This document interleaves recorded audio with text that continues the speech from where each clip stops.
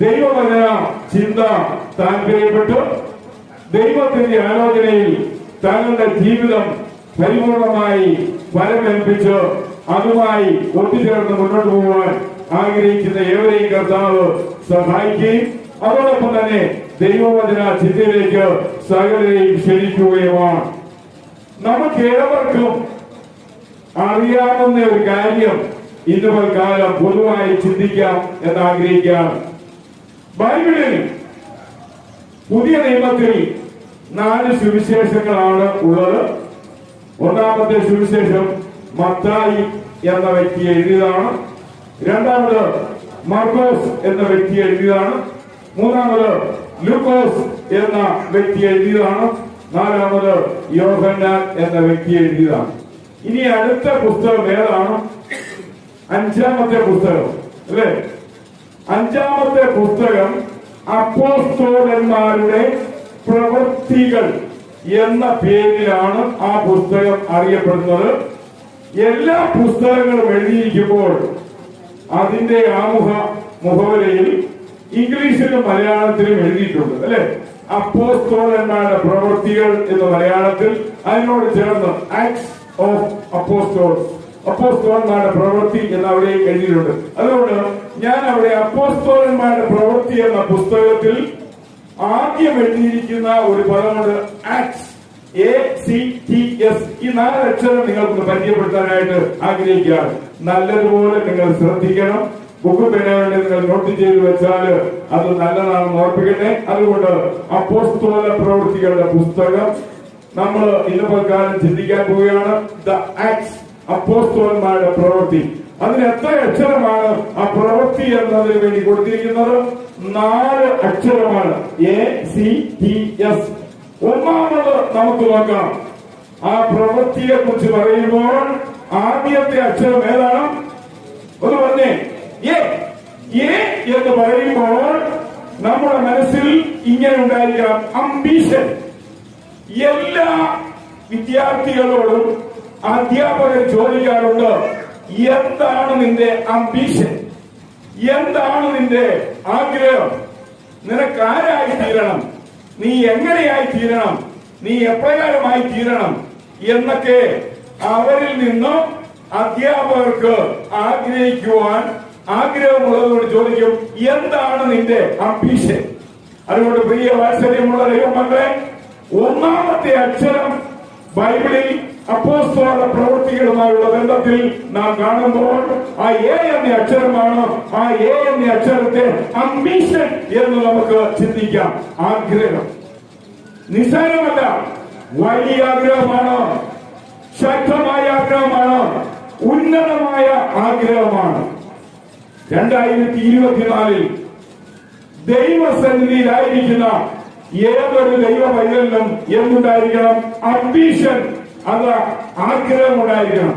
ഞാൻ വീണ്ടും പറയട്ടെ, അംബീഷൻ എന്ന് നിങ്ങൾ എഴുതിയെങ്കിൽ അതിന്റെ അടുക്കൽ നമുക്കറിയാം ഒരു പ്ലസ് ഇട്ട് അഡോറേഷൻ, നമ്മള് ദൈവത്തെ പുകഴ്ത്തുക എന്ന വലിയൊരു ചിന്തയിലേക്ക് പോവുകയാണ്. ആമേൻ. നമ്മുടെ ആഗ്രഹം എന്താണ്? ദൈവത്തെ പുകഴ്ത്തുക, ദൈവത്തെ ഉയർത്തുക, ദൈവത്തിന്റെ നാമത്തിന് മഹത്വം പ്രഖ്യാപിക്കുക. അതുകൊണ്ട് വാത്സല്യമുള്ള ദൈവമക്കളെ, നമ്മൾ ദൈവാലയത്തിൽ വന്നാൽ നമ്മുടെ ആഗ്രഹം ഇതായിരിക്കണം, എന്റെ ദൈവത്തെ ഞാൻ പ്രശംസിക്കണം, എന്റെ ദൈവത്തെ ഞാൻ ഉയർത്തണം, എന്റെ ദൈവത്തെ ഞാൻ പുകഴ്ത്തണം. അങ്ങനെ നമ്മുടെ അംബീഷൻ എന്താണ്? അഡോർ ചെയ്യുക, അഡോറേഷൻ, ദൈവത്തെ പ്രശംസിക്കുക എന്നതാണ്. അപ്പം ഒന്നാമത് അംബീഷൻ എന്ന് നോട്ട് ചെയ്തു, പ്ലസ് ഇട്ടിട്ട് അഡോറേഷൻ എന്ന് നോട്ട് ചെയ്തു, ഒരു പ്ലസ് കൂടെ ഇട്ടിട്ട് ആമേൻ എന്ന് എഴുതണം. ആമേൻ. അപ്പം നമ്മുടെ ആഗ്രഹം, ആ ആഗ്രഹം ദൈവത്തെ പുകഴ്ത്തിയാണ്. അങ്ങനെ പുകഴ്ത്തി കഴിയുമ്പോൾ അത് അങ്ങനെ തന്നെ എന്നർത്ഥം വരുന്ന ആമേൻ. ഹല്ലേലൂയ. പ്രിയ ദൈവമക്കളെ, നമ്മുടെ ആഗ്രഹം ചെറുതാകരുത്, നമ്മുടെ ആഗ്രഹം വലുതായിരിക്കണം. ഈ വർഷകാലം നമ്മൾ എന്ത് ചെയ്യണമെന്നറിയാമോ? നമ്മുടെ ആഗ്രഹം വലുതായി അതിനെ നിറവേറുന്ന അവസ്ഥയിലേക്ക് നമ്മൾ പോകണം. നമുക്കറിയാം, സാധാരണ 1 2 3 നാലാമത് ഈ സീക്വൽ നമ്മൾ സമമെന്ന് എഴുതാറുണ്ട്. അതുകൊണ്ട് നമുക്ക് ആഗ്രഹമുണ്ട് നമ്മൾ അവനെ പുകഴ്ത്തി അതിനുശേഷം ആമേൻ പറഞ്ഞു വെക്കൽ അതിന്റെ അർത്ഥം, അതിന്റെ പരിസമാപ്തി സക്സസ് വിജയമാണ്. ഹല്ലേലൂയ. ഈ 2024 എന്നെ കേൾക്കുന്ന ദൈവമക്കളെ, നമ്മുടെ ജീവിതത്തിൽ ഒരു വിജയം അനിവാര്യമാണ്. ഹല്ലേലൂയ. നമ്മുടെ ജീവിതത്തിൽ ഒരു നല്ല വിജയം അനിവാര്യമാണെന്ന് കർത്താവായ യേശുക്രിസ്തുവിന്റെ നാമത്തിൽ ഞാൻ നിങ്ങളെ ഓർമ്മിക്കുകയാണ്.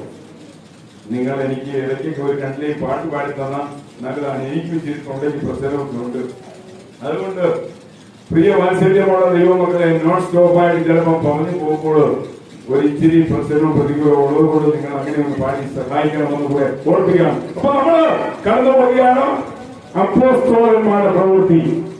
ഒന്നാമത്തെ അക്ഷരം എ എങ്കിൽ ആ എ എന്ന് പറയുന്നതിനെ നമ്മുടെ ആഗ്രഹമായി, നമ്മുടെ താല്പര്യമായി, നമ്മുടെ ഇച്ഛയായി നമ്മൾ കാണുമ്പോൾ അംബീഷൻ.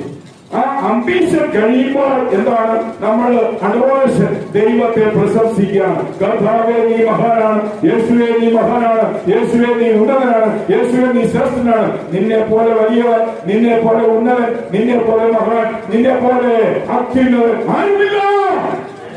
അതുകൊണ്ടാണ് പല പള്ളികളിൽ നിങ്ങൾ കേൾക്കാറില്ലേ, ദൈവമേ നീ പരിശുദ്ധനാകുന്നു, ഇതാണ് അഡോറേഷൻ.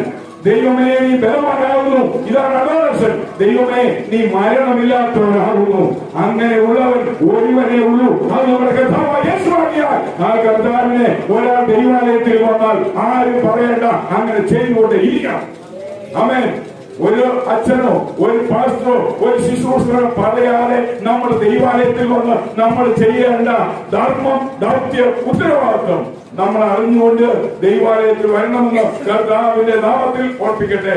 നമ്മൾ വീട്ടിൽ നിന്നിറങ്ങുമ്പോൾ, പള്ളിയിൽ പോകുവാൻ ആഗ്രഹിക്കുമ്പോൾ, പള്ളിയിലേക്ക് വരുമ്പോൾ നമ്മുടെ ജീവിതത്തിൽ ഉണ്ടായിരിക്കുന്ന ഏറ്റവും വലിയ ആഗ്രഹം എന്ന് പറയുന്നത് ദൈവത്തെ ഉയർത്തുക എന്നതാണ്. ആമേൻ. പ്രിയ ദൈവമക്കളെ, നമ്മൾ ദൈവത്തെ ഉയർത്തിയാൽ ദൈവം നമ്മളെ ഉന്നതമായി കടാക്ഷിക്കും. അതുകൊണ്ട് വെളിപ്പാട് പുസ്തകം 22-ാം അധ്യായം 21-ാം വാക്യത്തോടെ ബൈബിൾ പുസ്തകം അവസാനിക്കുമ്പോൾ അവിടെ പറയുന്ന വാക്ക് ആമേൻ. ഹല്ലേലൂയ. അതുകൊണ്ട് നമുക്ക് അംബീഷൻ ഉണ്ടാകണം, നമുക്ക് നമ്മുടെ ഭാഗത്തുനിന്ന് അഡോറേഷൻ ഉണ്ടാകണം, നമ്മുടെ ഭാഗത്തുനിന്ന് ആമേൻ ഉണ്ടാകണം. അതിന്റെ ഒടുവിൽ നമുക്കൊരു വിജയമാകുന്ന സക്സസ് ഉണ്ടാകും. ആ സക്സസ് നമ്മൾ 2024 ദൈവസന്നിധിയിൽ നിന്ന് പ്രതീക്ഷിക്കണം. രണ്ടാമത് ആസ് എന്ന പ്രവൃത്തി, അതിനെക്കുറിച്ച് പറയുമ്പോൾ രണ്ടാമത് ഉപയോഗിച്ചിരിക്കുന്ന അക്ഷരം സി എന്ന അക്ഷരമാണ്. സി എന്ന അക്ഷരം നാം കേൾക്കുമ്പോൾ, കാണുമ്പോൾ ഓർക്കേണ്ടത് കൺഫഷൻ എന്ന ഒരു ഇംഗ്ലീഷ് പദമാണ്. പശ്ചാത്താപം എന്നാണ് അതിന്റെ അർത്ഥം. പ്രിയ വാത്സല്യമുള്ള ദൈവമക്കളെ, ഈ ലോകത്തിലെ ഏതൊരു മനുഷ്യനും തെറ്റ് ചെയ്തു പോകുന്നത്, തെറ്റ് ചെയ്യാതെ ജീവിക്കുന്ന ഒരു മനുഷ്യനും ഈ ലോകത്ത് കാണത്തില്ല. അതുകൊണ്ട് സി എന്ന വാക്ക് കാണുമ്പോൾ എന്റെ തെറ്റിനെ കുറിച്ച് ഞാൻ പശ്ചാത്തപിക്കണം.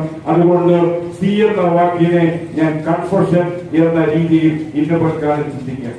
പ്രിയ വാത്സല്യമുള്ള ദൈവമക്കളെ, അംബീഷനും അഡോറേഷനും ആമേനും സക്സസുമായി മാറിയെങ്കിൽ സി എന്ന വാക്കിനെ ഒന്നാമത് കൺഫഷൻ, അനുതാപം, പശ്ചാത്താപം, പാപത്തെ കുറിച്ചുള്ള ഓർമ്മ എന്ന അവസ്ഥയിലേക്ക് പോകണം. ആദ്യം പറഞ്ഞതുപോലെ കൺഫഷൻ, പശ്ചാത്താപം എന്ന വാക്ക് നിങ്ങൾ എഴുതിയെങ്കിൽ അതിന്റെ അടുക്കൽ ഒരു പ്ലസ് ഇട്ടച്ച് കമ്മ്യൂണിയൻ, കൂട്ടായ്മ എന്ന് എഴുതണം. പ്രിയ ദൈവമക്കളെ, ഒരു മനുഷ്യനോട് നമ്മൾക്ക് കൂട്ടായ്മ നല്ലതുപോലെ ഉണ്ടാകണമെങ്കിൽ നമ്മുടെ മനസ്സ് ആ വ്യക്തിയുമായുള്ള ബന്ധത്തിൽ നേർമയുള്ളതായിരിക്കണം, ലോലമുള്ളതായിരിക്കണം, സംശുദ്ധമായിരിക്കണം, പരിശുദ്ധമായിരിക്കണം. നമ്മുടെ മനസ്സിൽ മാലിന്യത്തിന്റെ ഒരു അംശം ഉണ്ടെങ്കിൽ നമുക്ക് ആ വ്യക്തിയോട് നല്ലൊരു സമ്പർക്കം ഉണ്ടാക്കാൻ സാധിക്കുന്നു. ആരെങ്കിലും കണ്ടു പഠിക്കുമല്ലോ എന്ന് വിചാരിച്ച് ജീവിതത്തിന്റെ നിലനിൽപ്പിന് അപകടം ഒഴിവാക്കുവാൻ ആഗ്രഹിച്ചുകൊണ്ട് നമ്മൾ എങ്ങനെയെങ്കിലും ഒരു ബന്ധം സ്ഥാപിക്കും. എന്നാൽ ആത്മാർത്ഥമായി, സുനിശ്ചിതമായി, സുസ്ഥിരമായി, ശാശ്വതമായി, സ്ഥിരമായി, മേൽത്തരമായ, വിലയേറിയ, മാന്യമായ, മൂല്യമുള്ള ഒരു ബന്ധം സ്ഥാപിച്ചു പോകാൻ കഴിയണമെങ്കിൽ പ്രിയ ദൈവമക്കളെ, ആ വ്യക്തിയെ കുറിച്ച് നമ്മുടെ മനസ്സിൽ ഒന്നുമില്ലാതെ നമ്മൾ കൺഫസ് ചെയ്യുന്നവരായിരിക്കും. ഒരിക്കൽ ബൈബിളിൽ ഇങ്ങനെയാണ് പറഞ്ഞത്, ഒരു മനുഷ്യനെ കാണുമ്പോൾ ആ മനുഷ്യരുമായി നിനക്ക് നല്ല സംശുദ്ധമായ ഒരു ബന്ധമുണ്ടാകണമെങ്കിൽ നിന്റെ ഹൃദയം ആ മനുഷ്യന്റെ ഹൃദയവുമായി പരമാർത്ഥതയിൽ ശ്രദ്ധിക്കണം. ആമേൻ. ഒരാളുടെ ഹൃദയം പരമാർത്ഥവും ഒരാളുടെ ഹൃദയം അതിന് എതിരുമാണെങ്കിൽ എങ്ങനെ സന്ധിക്കും, എങ്ങനെ ചേരും, എങ്ങനെ യോജിക്കും? അതുകൊണ്ട് പ്രിയ വാത്സല്യമുള്ള ദൈവമക്കളെ, സി എന്ന അക്ഷരത്തെ നമ്മൾ ഇങ്ങനെയാണ് കാണുന്നത്: കൺഫഷൻ, പശ്ചാത്താപം, അതിനുശേഷം ഒരു പ്രസിദ്ധെങ്കിൽ കമ്മ്യൂണിയൻ, കൂട്ടായ്മ, വീണ്ടും ഒരു പ്രസിദ്ധ കോൺടാക്ട്, ബന്ധം എന്ന് നിങ്ങൾ ആക്കണം. ആമേൻ. പിടിയിക്കുന്നുണ്ട് കാര്യം. അപ്പോൾ കൺഫഷൻ ഉണ്ട്, കമ്മ്യൂണിയൻ ഉണ്ട്, കോൺടാക്ട് ഉണ്ട്. ഈസി കൾച്ചർ ഒടുവിൽ വരുമ്പോൾ അവിടെ എന്താണ്? സക്സസ്. നമ്മൾ ജയിക്കും. ആമേൻ. പ്രിയ ദൈവമക്കളെ, പല രംഗങ്ങളിലും നമ്മൾ ജയിക്കാതെ പോകുന്നത്, നമുക്ക് വിജയം കണ്ടെത്തുവാൻ കഴിയാതെ പോകുന്നത് നമ്മുടെ മനസ്സിൽ അനുരഞ്ജനമില്ലാത്തത് കൊണ്ടാണ്, അനുതാപമില്ലാത്തത് കൊണ്ടാണ്, പാപബോധം ഇല്ലാത്തത് കൊണ്ടാണ്. പാപബോധം ഉണ്ടായാലേ നല്ലൊരു കൂട്ടായ്മ ഉണ്ടാകത്തുള്ളൂ. അങ്ങനെ ഒരു കൂട്ടായ്മ ഉണ്ടായാലേ ഒരു സമ്പർക്ക ബന്ധം ഉണ്ടാകത്തുള്ളൂ. അങ്ങനെ ഒരു ബന്ധത്തിന്റെ ഒടുവിൽ നമ്മൾ ജയിക്കും. ആമേൻ. 1 യോഹന്നാന്റെ ലേഖനം 1-ാം അധ്യായം 7-9 വാക്യങ്ങളിൽ നാം നമ്മുടെ പാപങ്ങളെ ഏറ്റു പറയുന്നു എങ്കിൽ, നാം നമ്മുടെ പാപങ്ങളെ തുറന്നു പറയുന്നുവെങ്കിൽ, നാം നമ്മുടെ പാപങ്ങളെ സമ്മതിക്കുന്നുവെങ്കിൽ, അവിടെ നമുക്കൊരു അനുരഞ്ജനം ഉണ്ടാകണം, അവിടെ നമുക്ക് ഒരു അനുതാപം ഉണ്ടാകണം, അവിടെ ഒരു ഏറ്റുപറച്ചിൽ ഉണ്ടാകണം. ആ ഏറ്റുപറച്ചിലിന്റെ മുന്നിൽ നമുക്കൊരു വിജയം ദൈവം വെച്ചിട്ടുണ്ട്. ഏതൊരു മനുഷ്യന്റെ ജീവിതത്തിലും പരാജയം എന്ന് പറയുന്ന ഒന്ന് ദൈവം അവന് വിധിച്ചിട്ടുള്ളതല്ല. ആമേൻ. പ്രിയ ദൈവമക്കളെ, ഏതൻ തോട്ടത്തിൽ ആദാമിനെ ഹവ്വായെ ദൈവം സൃഷ്ടിച്ചാക്കിയെങ്കിൽ അവരുടെ ജീവിതത്തിൽ ദൈവം വെച്ച മാർഗം എന്ന് പറയുന്നത് അവരുടെ ജീവിതത്തിൽ വിജയമാണ്. ആമേൻ. പ്രിയ ദൈവമക്കളെ, എല്ലാം അവർക്ക് ഭക്ഷിക്കുവാൻ യോഗ്യമായവരെ ദൈവം ക്രമീകരിച്ചു. ദൈവം അവരുടെ ജയത്തിന് വേണ്ടി ഒരു മാർഗം പറഞ്ഞു. നന്മ തിന്മകളെ കുറിച്ച് തിരിച്ചറിയുന്ന വൃക്ഷത്തിന്റെ ഫലം തിന്നരുത്, തിന്നുന്ന നാളിൽ മരിക്കും. മരണത്തിന് എതിരായിട്ട് വരുന്ന ജീവനാണ് അവരുടെ വിജയം. ആമേൻ. പ്രിയ ദൈവമക്കളെ, പക്ഷേ എപ്പോഴും മനുഷ്യൻ വിജയത്തിന് പകരം തോൽവി, പരാജയം തെരഞ്ഞെടുക്കുവാൻ ആഗ്രഹിക്കുന്നു. സ്കൂളിലോ കോളേജിലോ പഠിക്കുന്ന ഒരു വിദ്യാർത്ഥികളും മണ്ടന്മാരാണെന്ന് പറയുവാൻ എനിക്ക് ആഗ്രഹമില്ല. അവൻ ജയം ആഗ്രഹിച്ചാൽ, വിജയം ആഗ്രഹിച്ചാൽ ജയിക്കും. ഒരു വിവേകവുമില്ലാത്ത അധ്യാപകർ മാത്രമേ ഒരു കുട്ടിയെ മണ്ടൻ എന്ന് പറയാൻ താല്പര്യപ്പെടത്തുള്ളൂ. ഒരിക്കലും മണ്ടനല്ല. ആമേൻ. എല്ലാവരുടെയും ജീവിതത്തില് വിജയമാണ് സൃഷ്ടിതാവ് അനുവദിച്ചിരിക്കുന്നതെങ്കിൽ നമ്മുടെ തെരഞ്ഞെടുപ്പ് വിജയമാണ് എന്ന് നമുക്ക് ഉത്തമ ബോധ്യമുണ്ടെങ്കിൽ നാം ആ ലക്ഷ്യസ്ഥാനത്ത് എത്തിച്ചേരുക തന്നെ ചെയ്യും. പ്രിയ ദൈവമക്കളെ, 2ാമത്തെ അക്ഷരം സി ആണ്. Confession plus communion plus contact equal success. അതിനുള്ളിൽ നമുക്ക് വിജയം ഉറപ്പാണ്. ആമേൻ. 1 യോഹന്നാൻ 7-9 വാക്യങ്ങൾ. 3ാമത് പ്രവൃത്തികളുടെ പുസ്തകത്തിൽ ഒരു അക്ഷരം കൊടുത്തിട്ടുണ്ട്. ഏതാണ് അക്ഷരം? ടി എന്ന അക്ഷരമാണ്. ആ ടി എന്ന അക്ഷരത്തെ ഞാൻ 1ാമത് താങ്ക്സ്, നന്ദി എന്നുള്ള അവസ്ഥയിലേക്ക് കൊണ്ടുപോവുകയാണ്. ഏതൊരു ചെറിയ ഉപകാരത്തിന് സ്മരണയുള്ളവരായിരിക്കണം മനുഷ്യർ. അവരുടെ ഹൃദയം അതിന് തയ്യാറാണ്. ആമേൻ. വലിയ സഹായമല്ല, ഒരു ചെറിയ സഹായമാണെങ്കിലും ഒരു നന്ദി പറയുവാൻ നമ്മുടെ ഹൃദയത്തിന് ആഗ്രഹമുണ്ടാകും. ആമേൻ. അങ്ങനെയെങ്കിൽ ഒന്നാമത് ടാക്സ് പ്ലസ്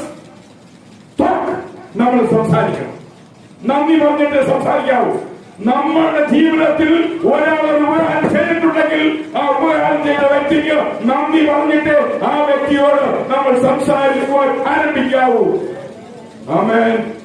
ദൈവം നമ്മളിൽ ആഗ്രഹിക്കുന്നത് അവൻ നമ്മളെ നടത്തിയ വിധങ്ങൾക്ക് അവന് നന്ദി പറഞ്ഞിട്ട് ദൈവത്തോട് സംസാരിക്കാനാണ്. ആമേൻ. അതുകൊണ്ട് പ്രിയ ദൈവമക്കളെ, പെട്ടെന്ന് കയറി തിടുക്കത്തോടെ ഒന്നും പറയരുത്,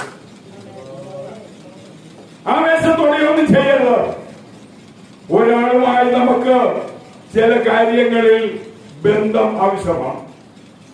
ആ വ്യക്തി നമ്മുടെ ജീവിതത്തിൽ ചെയ്ത സഹായങ്ങളോ മറ്റുള്ളവർക്ക് ആ വ്യക്തി ചില സഹായങ്ങളെ കുറിച്ചുള്ള നമ്മുടെ കേട്ടുകേൾവിയോ നമ്മുടെ മനസ്സിൽ സൂക്ഷിച്ചുകൊണ്ട് നമുക്ക് നേരിട്ടില്ല എങ്കിലും മറ്റുള്ളവർക്ക് ചെയ്ത സഹായങ്ങളെ കുറിച്ച് അദ്ദേഹത്തോട് മനോഹരമായ രീതിയിൽ അതിന് നാമും കൂടെ നന്ദി പറഞ്ഞിട്ട് വേണം നമ്മുടെ റിക്വസ്റ്റ് പ്രസന്റ് ചെയ്യുവാൻ.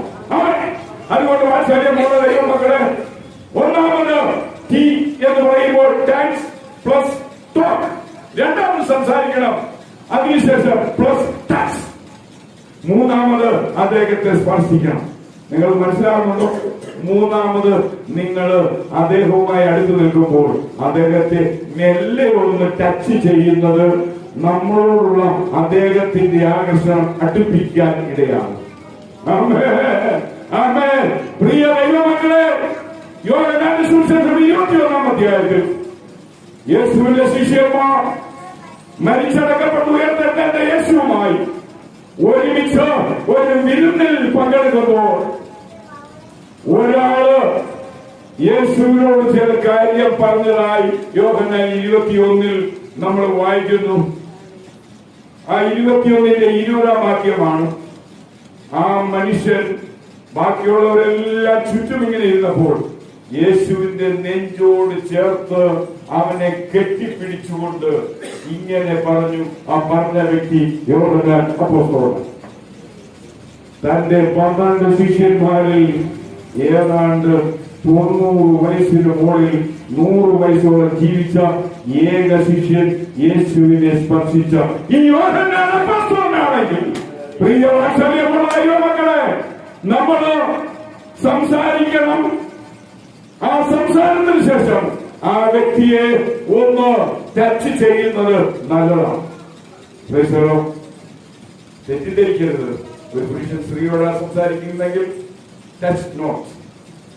പ്രിയ വാത്സല്യമുള്ള ദൈവമേ, പ്രിയ വാത്സല്യമുള്ള ദൈവത്തിന്റെ മക്കളെ, നമ്മൾ ചെയ്യുമ്പോൾ നമ്മുടെ കർത്താവ് പറഞ്ഞതുപോലെ പാമ്പിനെ പോലെ ബുദ്ധി, പ്രാവിനെ പോലെ നിഷ്കളങ്കം. ഒരാളെ പതുക്കെ നമ്മുടെ കരം ഉപയോഗിച്ചൊന്ന് തട്ടിയാൽ അത് നിഷ്കളങ്കതയായി. അങ്ങനെയെങ്കിൽ പ്രിയ വാത്സല്യമുള്ള ദൈവമക്കളെ, നമ്മൾ 3 അക്ഷരങ്ങളിലൂടെ കടന്നുപോയി. ഒന്നാമത്തെ അക്ഷരം എ ആണ്, രണ്ടാമത്തെ അക്ഷരം സി ആണ്, മൂന്നാമത്തെ അക്ഷരം ടി ആണെങ്കിൽ 4-ാമത്തെ അക്ഷരം എസ് എന്ന് പറയുന്ന അക്ഷരമാണ്. പ്രിയ വാത്സല്യമുള്ള ദൈവമക്കളെ, ഈ എസ് എന്ന അക്ഷരത്തെ ഞാൻ ഒരു സ്റ്റെയർ ആയിട്ട് സങ്കല്പിക്കാം. സ്റ്റെയർ. അപ്പൊ സ്റ്റെയർ എന്ന് പറയുമ്പോൾ എന്താണെന്ന് നമുക്കറിയാം, ഗോവേണിയ സ്റ്റെയർ അല്ലേ? പ്രിയ ദൈവമക്കളെ, നിങ്ങൾക്ക് എന്തെങ്കിലും ചിന്ത വരുന്നുണ്ടോ? യാക്കോബ് തന്റെ അപ്പന്റെ അടുക്കൽ നിന്ന് ഒരു രാത്രി കണ്ണു കാണാത്ത അപ്പനെ വഞ്ചനയുടെ വാക്ക് പറഞ്ഞ് വഞ്ചിച്ച് രാത്രിയിൽ ദേശം വിട്ട് ഓടിപ്പോകുമ്പോൾ താൻ കണ്ടത് ഒരു ഗോവേണിയെങ്കിൽ. പ്രിയ വാത്സല്യമുള്ള ദൈവമക്കളെ, ഇവിടെ ഞാൻ കാണുന്ന സ്റ്റെയർ യേശുവാണ്. അങ്ങനെയെങ്കിൽ സ്റ്റെയർ എന്നെഴുതി അതിനോട് അടുത്ത് നമ്മൾ പ്ലസ് എന്നൊരു വാക്കിട്ട് സ്റ്റേഷൻ എന്ന് സങ്കല്പിച്ച സ്റ്റേഷൻ നമ്മളെല്ലാം കേൾക്കുന്ന ഒരു വാക്കാണ്. Bus station, terminal station, railway station അല്ലെ? ഇങ്ങനെയെല്ലാം നമ്മൾ കേൾക്കാണ്. ഈ സ്റ്റേഷൻ എന്ന വാക്കിനെ ഹാൾട്ടിംഗ് പ്ലേസ് എന്നാണ് യഥാർത്ഥത്തിൽ നമ്മൾ കാണേണ്ടത്. വിശ്രമ സ്ഥലം. വാത്സല്യമുള്ള ദൈവമക്കളെ, നമ്മൾ റെയിൽവേ സ്റ്റേഷനിൽ ചെന്നാൽ ട്രെയിൻ വരാൻ താമസിക്കുമ്പോൾ സ്റ്റേഷനിൽ വിശ്രമിക്കും. ഒരു ബസ് സ്റ്റാൻഡിൽ ചെന്നാൽ ബസ് വരാൻ താമസിക്കുമ്പോൾ ആ സമയത്ത് നമ്മൾ എന്ത് ചെയ്യും? അവിടെ നമ്മൾ വിശ്രമിക്കും. നമ്മുടെ ഹാൾട്ടിംഗ് പ്ലേസ്, നമുക്ക് വിശ്രമത്തിന് വേണ്ടി തങ്ങാനുള്ള സ്ഥലമാണ് സ്റ്റേഷൻ. അങ്ങനെയെങ്കിൽ സ്റ്റേഷനായി അതിനുശേഷം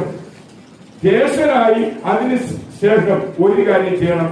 നമ്മൾ സാധാരണ നമുക്കെല്ലാവർക്കും അറിയാം, സ്റ്റിച്ച്, STICH, തയ്ക്കുക, തുന്നുക എന്ന് പറയും. പ്രിയ ദൈവമക്കളെ, നമ്മൾ സ്റ്റേഷൻ കണ്ട് ആ സ്റ്റേഷനിൽ ചെന്ന് കഴിഞ്ഞാൽ നമ്മൾ ഒരു ജോലി ചെയ്യണം. നമ്മൾ തുന്നിപ്പിടിപ്പിക്കണം. നമ്മൾ എന്ത് ചെയ്യണം? തയ്ച്ചു പിടിപ്പിക്കണം. ആരെ തയ്ച്ചു പിടിപ്പിക്കണം? നമ്മളെ ആ യേശുവുമായി തയ്ച്ചു ചേർന്നാൽ ജീവിതത്തിൽ ഈ തയ്യൽ വിട്ടുമാറി ഒരു ജീവിതം ഉണ്ടാകും. പ്രിയ ദൈവമക്കളെ, നമ്മളെല്ലാം യേശുവിനെ കുറിച്ച് കേൾക്കും, യേശുവിനെ കുറിച്ച് പറയും, അവനോട് അടുത്തു പോകും. പക്ഷെ നമ്മൾ അവനുമായി തുന്നിച്ചേർക്കാറില്ല. ഈ 2024 യേശു നാം തമ്മിൽ ഒരിക്കലും ഇനി വിട്ടുപോകാത്ത ഒരു തുന്നൽ, ഒരു തുന്നിപ്പിടിപ്പിക്കലുമായി ഒരുമിച്ച് ചേർന്നാൽ, ഒരു തുണി രണ്ടായിട്ട് കീറി, ആ കീറിയത് വികൃതമാണ്. ആ കീറിയ വികൃതിയെ മാറ്റി ആ തുണി വീണ്ടും ഉപയോഗിക്കുവാനായിട്ട് നമ്മളതിനെ തുന്നിച്ചേർക്കുന്നു. 2024 എന്നെ വേണ്ടുവോളം ഉപയോഗിക്കുവാൻ യേശുവുമായി എന്നെ തുന്നിച്ചേർക്കുകയാണ്. ആമേൻ. ഉപയോഗപ്പെടുവാൻ, പ്രയോജനമുണ്ടാകുവാൻ, ഗുണമുണ്ടാകുവാൻ, നേട്ടമുണ്ടാകുവാൻ, അത് മാറ്റിവെക്കുവാനല്ല, മാറ്റിക്കളയുവാനല്ല. അതുകൊണ്ട് 2024 എന്റെ കേൾക്കുന്ന പ്രിയ വിശ്വാസിയെ, നീ ആ സ്റ്റെയറിലൂടെ കയറി സ്റ്റേഷനിൽ ചെന്നാൽ അവിടെ വെച്ച് നിന്നെ അവിടെ ഇരിക്കുന്ന ആ സ്റ്റേഷൻ മാസ്റ്ററുമായി നീ തുന്നിച്ചേർത്ത് ഒന്നായി തീരുക. അങ്ങനെയെങ്കിൽ അതിന്റെ ഒടുവിലും വരും സക്സസ്.